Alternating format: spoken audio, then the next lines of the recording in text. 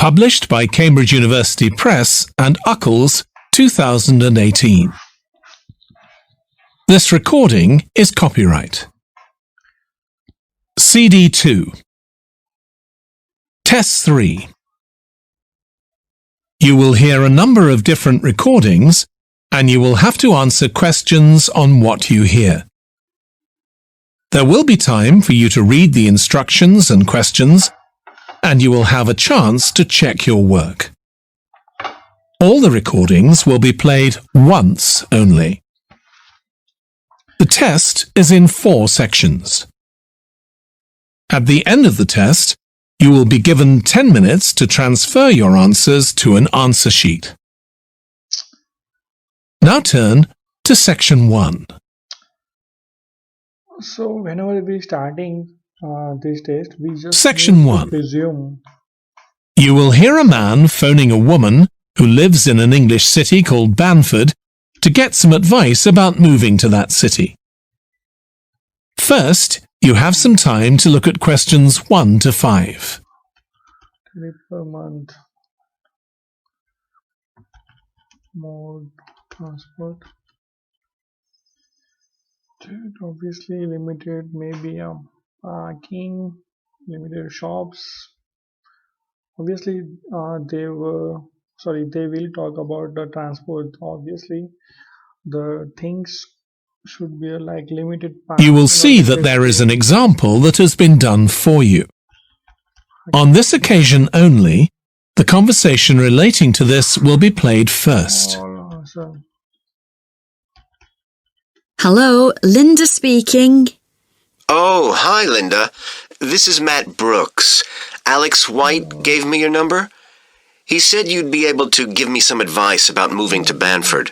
Yes, Alex did mention you. How can I help? Well, first of all, which area to live in? Well, I live in Dalton, which is a really nice suburb. Not too expensive, and there's a nice park. Linda recommends a suburb called Dalton, so Dalton has been written in the space. Now we shall begin. You should answer the questions as you listen, because you will not hear the recording a second time. Listen carefully and answer questions 1 to 5. Restaurant something. Hello, Linda speaking. Oh, hi, Linda. This is Matt Brooks. Alex White gave me your number. He said you'd be able to give me some advice about moving to Banford. Yes, Alex did mention you. How can I help? Well, first of all, which area to live in? Well, I live in Dalton, which is a really nice suburb. Not too expensive, and there's a nice park. Sounds good. Do you know how much it would be to rent a 2-bedroom flat there? Yeah, you should be able to get something reasonable for £850 per month. That's what people typically pay. You certainly wouldn't want to pay more than £900. That doesn't include bills or anything. No, that sounds all right. I'll definitely have a look there. Are the transport links easy from where you live? Well, I'm very lucky. I work in the city centre, so I don't have to use public transport. I go by bike. Oh, I wish I could do that. Is it safe to cycle around the city? Yes, it's fine. And it keeps me fit. Anyway, driving to work in the city centre would be a nightmare because there's hardly any parking. And the traffic during the rush hour can be bad. I'd be working from home, but I'd have to go to London 1 or 2 days a week. Oh, that's perfect. Getting to London is no problem. There's a fast train every 30 minutes, which only takes 45 minutes. That's good. Yeah, The train service isn't bad during the week, and they run quite late at night. It's weekends that are a problem.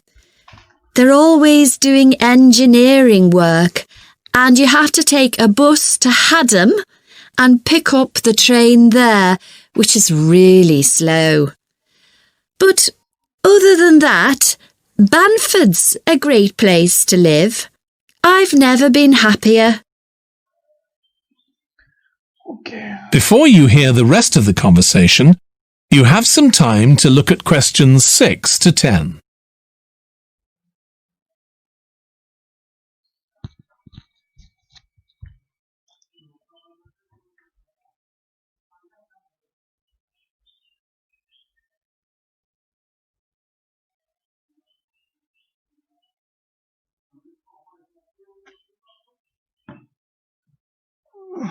It's easiest, I guess. Now listen and answer questions 6 to 10. Okay, it's fine. There are some nice restaurants in the city centre and a brand new cinema, which has only been open a couple of months. There's a good art centre too. Sounds like Banford's got it all. Yes, we're really lucky. There are lots of really good aspects to living here. The schools are good, and the hospital here is one of the best in the country. Everyone I know who's been there's had a positive experience. Oh, I can give you the name of my dentist too, in Bridge Street, if you're interested. I've been going to him for years, and I've never had any problems. Oh, okay, thanks. I'll find his number and send it to you. Thanks. That would be really helpful. Are you planning to visit Banford soon? Yes, my wife and I are both coming next week. We want to make some appointments with estate agents. I could meet you if you like and show you around. Are you sure? We'd really appreciate that. Either Tuesday or Thursday is good for me, after 5:30. Thursday's preferable. Tuesday, I need to get home before 6 p.m. Okay, great. Let me know which train you're catching, and I'll meet you in the cafe outside. Okay. You can't miss it. It's opposite the station and next to the museum. Okay. Brilliant. I'll text you Directly next moving week to then. the second section. Thanks so much for all the advice. No problem. I'll see you next week. Okay. That is the end of section 1. You now have half a minute to check your answers.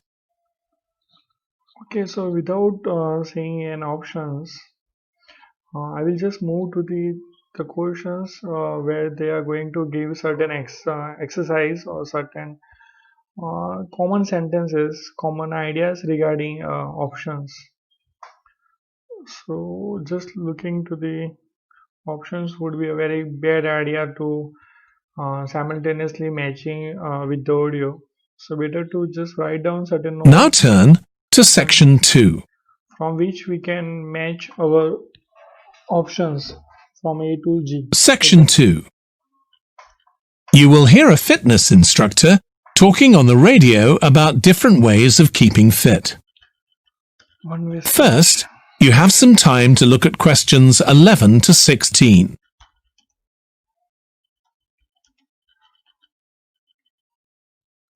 Okay, so one way speech. It's obvious for instruction always from speaker about place, about certain station, cinema house, certain malls, or certain city even. And this time he is going to, or she is going to elaborate about a gym. Now listen or carefully and answer questions 11 to 16. benefits of So, if you're one of those people who hasn't found the perfect physical activity yet, here are some things to think about which might help you make the right decision for you. The first question to ask yourself is whether you would enjoy training in a gym. Many people are put off by the idea of having to fit a visit to the gym into their busy day. You often have to go very early or late, as some gyms can get very crowded. But with regular training, you'll see a big difference in a relatively short space of time. Running has become incredibly popular in recent years. That's probably got a lot to do with the fact that it's a very accessible form of exercise. Anyone can run, even if you can only run a few meters to begin with. But make sure you get the right shoes. It's worth investing in a high-quality pair, and they don't come cheap. Another great thing about running is that you can do it at any time of day or night. The only thing that may stop you is snow and ice. Swimming is another really good way to build fitness. What attracts many people is that you can swim in an indoor pool at any time of year. On the other hand, it can be quite boring or solitary. It's hard to chat to people while you're swimming lengths. Cycling has become almost as popular as running in recent years. That's probably because, as well as improving their fitness, many people say being out in the fresh air in a park or in the countryside can be fun, provided the conditions are right, of course. Only fanatics go out in the wind and rain. Yoga is a good choice for those of you looking for exercise which focuses on developing both a healthy mind and body. It's a good way of building strength, and with the right instructor, there's less chance of hurting yourself than with other more active sports. But don't expect to find it easy. It can be surprisingly challenging, especially for people who aren't very flexible. Getting a personal trainer is a good way to start your fitness program. Obviously, there can be significant costs involved, but if you've got someone there to encourage you and help you achieve your goals, you're less likely to give up. Make sure you get someone with a recognised qualification, though, or you could do yourself permanent damage. So many put off, but Before you hear the rest of the radio program, you have some time to look at questions 17 to 20. first result. Okay, so we will just do it up later on. Okay.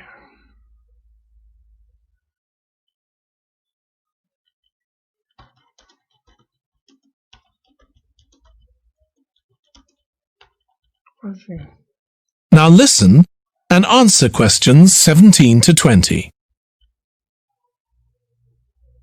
Whatever you do, don't join a gym unless you're sure you'll make good use of it. So many people waste lots of money by signing up for membership and then hardly ever go. What happens to their good intentions? I don't think people suddenly stop caring about improving their fitness or decide they have more important things to do. I think people lose interest when they don't think they're making enough progress. That's when they give up hope and stop believing they'll ever achieve their goals.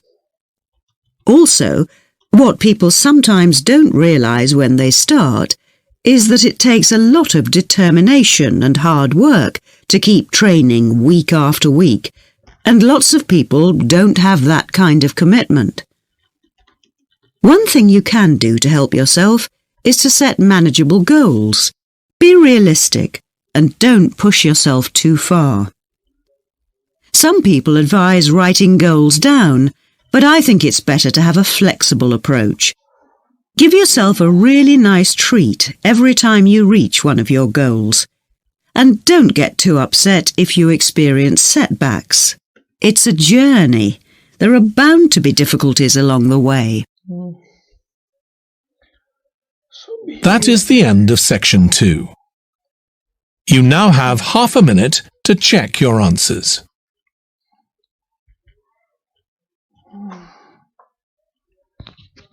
So not high cost, so too much efforts, commitment required. Okay, it's pretty fine. Okay, obviously, two speaker will be there. Now turn One will to be section 3. student, of course. Section 3. You will hear a textile design student called Jim discussing his project on using natural dyes for colouring fabrics with his tutor. Tutor. First, you have some time to look at questions 21 to 24. Tutor. So here is Jim.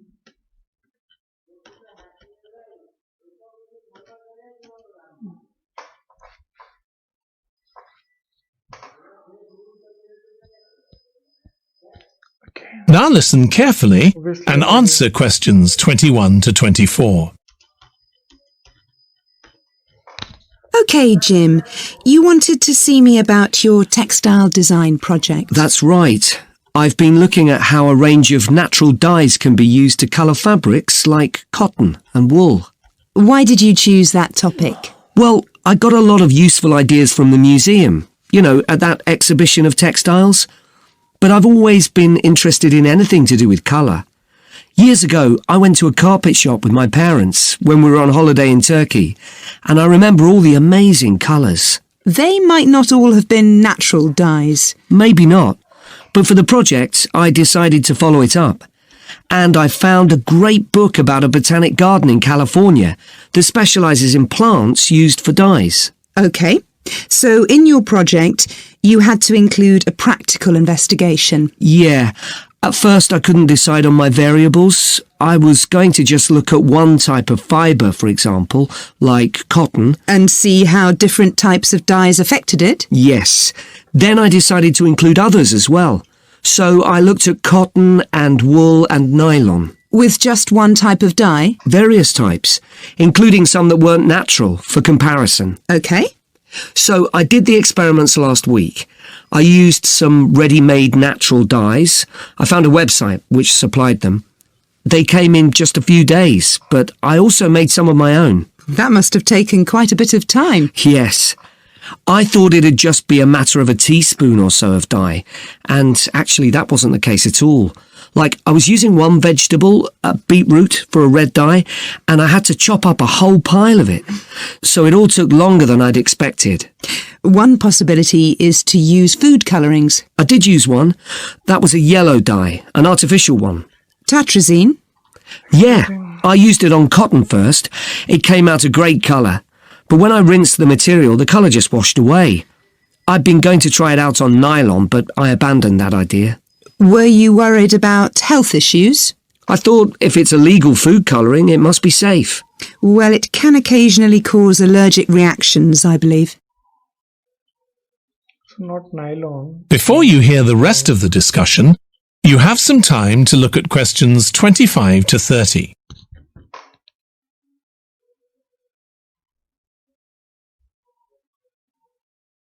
Okay.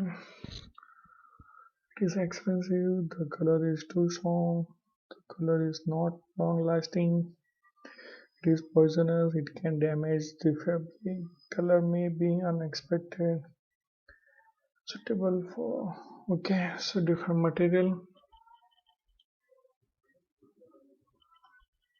Now listen and answer questions 25 to 30. So what natural dyes did you look at? Well, one was turmeric. The colour's great. It's a really strong yellow. It's generally used in dishes like curry. It's meant to be quite good for your health when eaten, but you might find it's not permanent when it's used as a dye. A few washes and it's gone. Right. I used beetroot as a dye for wool. When I chop up beetroot to eat, I always end up with bright red hands. But the wool ended up just a sort of watery cream shade. Disappointing. There's a natural dye called Tyrian purple. Have you heard of that? Yes. It comes from a shellfish, and it was worn in ancient times, but only by important people, as it was so rare. I didn't use it. It fell out of use centuries ago, though one researcher managed to get hold of some recently. But that shade of purple can be produced by chemical dyes nowadays. Did you use any black dyes? Logwood. That was quite complicated. I had to prepare the fabric so the dye would take. I hope you were careful to wear gloves. Yes, I know the danger with that dye. Good, it can be extremely dangerous if it's ingested. Now, presumably you had a look at an insect-based dye, like cochineal, for example. Yes, I didn't actually make that. I didn't have time to start crushing up insects to get the red colour, and anyway, they're not available here. But I managed to get the dye quite easily from a website, but it cost a fortune. I can see why it's generally just used in cooking and in small quantities. Yes, it's very effective, but that's precisely why it's not used as a dye. I also read about using metal oxide. Apparently you can allow iron to rust while it's in contact with the fabric, and that colours it. Yes, that works well for dyeing cotton. But you have to be careful as the metal can actually affect the fabric, and so you can't expect to get a lot of wear out of fabrics treated in this way. And the colours are quite subtle. Not everyone likes them. Anyway, it looks as if you've done a lot of work. Okay.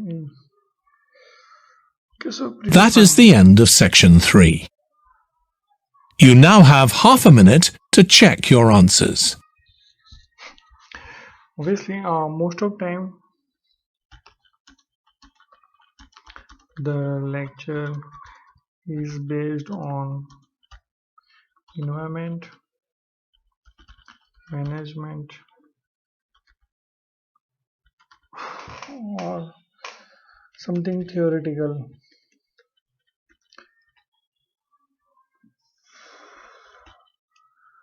So quite boring, obviously. Now turn to section 4.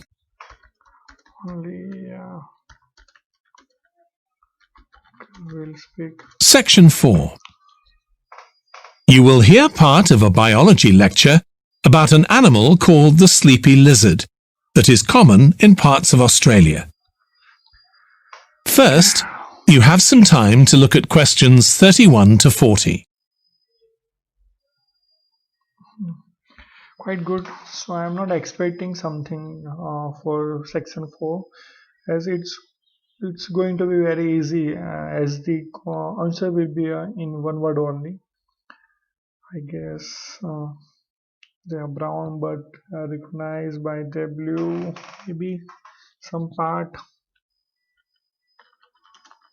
of body. Their diet consists mainly of, obviously, many lizards eat insects. Main predators, something animal, birds and animal, something name of animal.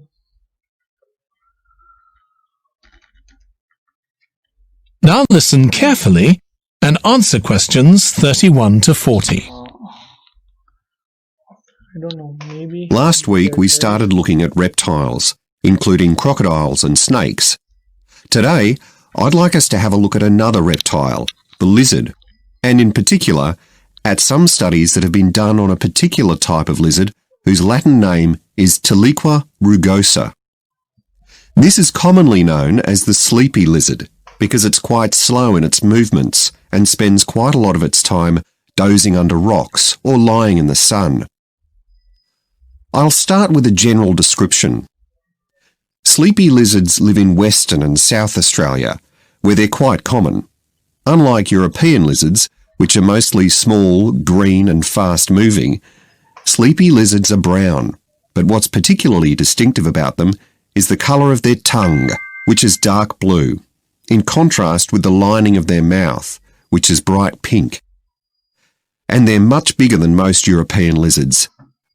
They have quite a varied diet, including insects and even small animals, but they mostly eat plants of varying kinds. Even though they're quite large and powerful, with strong jaws that can crush beetles and snail shells, they still have quite a few predators. Large birds like cassowaries were one of the main ones in the past, but nowadays they're more likely to be caught and killed by snakes. Actually, another threat to their survival isn't a predator at all, but is man-made. Quite a large number of sleepy lizards are killed by cars when they're trying to cross highways. One study carried out by Michael Freak at Flinders University investigated the methods of navigation of these lizards. Though they move slowly, they can travel quite long distances. And he found that even if they were taken some distance away from their home territory, they could usually find their way back home as long as they could see the sky. They didn't need any other landmarks on the ground. Okay. Observations of these lizards in the wild have also revealed that their mating habits are quite unusual. Unlike most animals, it seems that they're relatively monogamous, returning to the same partner year after year.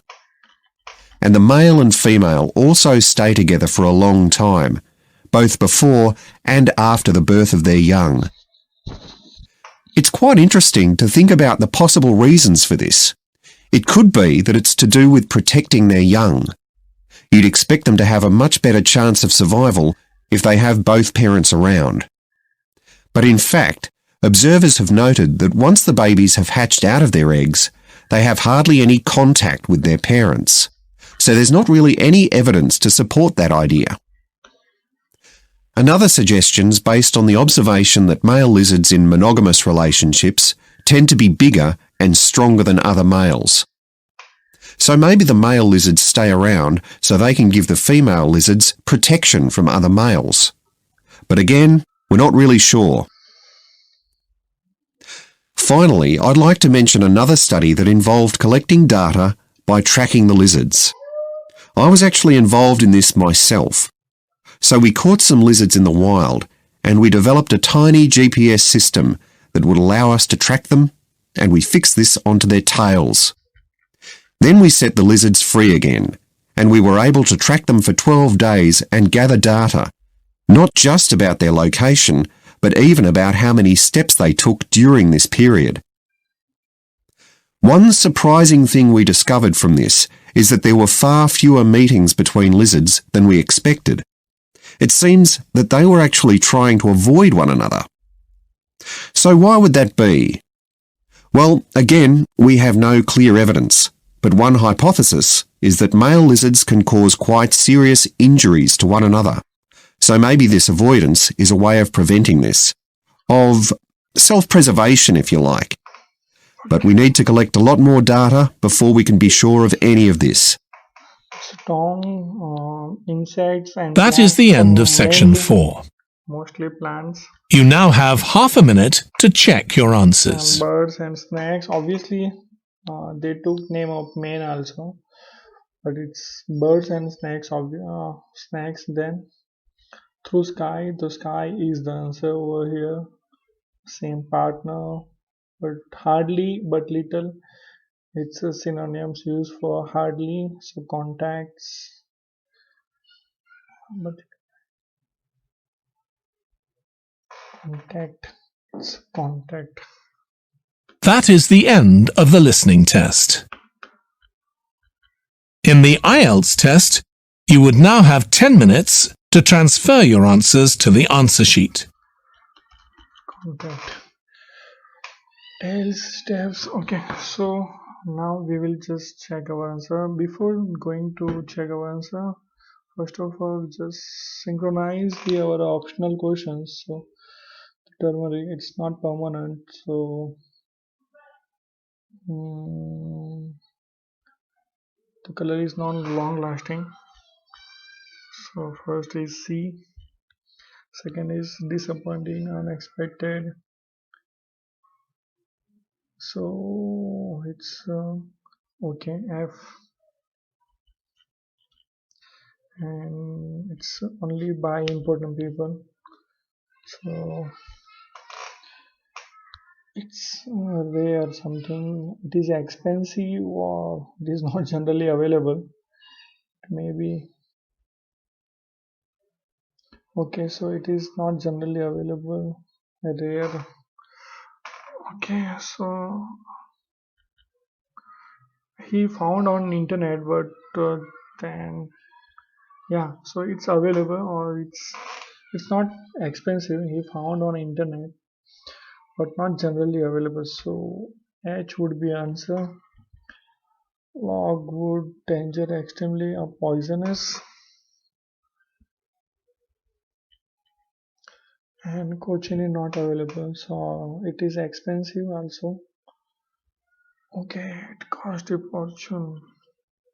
I am too confused about like only by people, yeah, rich people can buy and not available. So H and A. Okay, it's fine.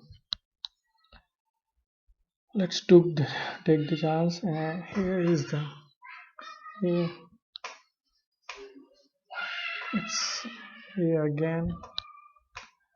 C is the okay. So B and D, B and C. Okay, again, not dependent on season. So using a gene, can see first result. So I have accessible form can run it. So fitness level important, anyone can run it. So D, swimming can do anytime. So not dependent on season, as the swimming activity is indoor skills. So no season would be affected for this one. And cycling is an enjoyable thing. So B is fun. Doing yoga, less chance of hurting, so low risk of injury. C, and training with personal trainer can encourage, so motivating. Okay, again, yeah. So now we will just check our answers. Book number 13,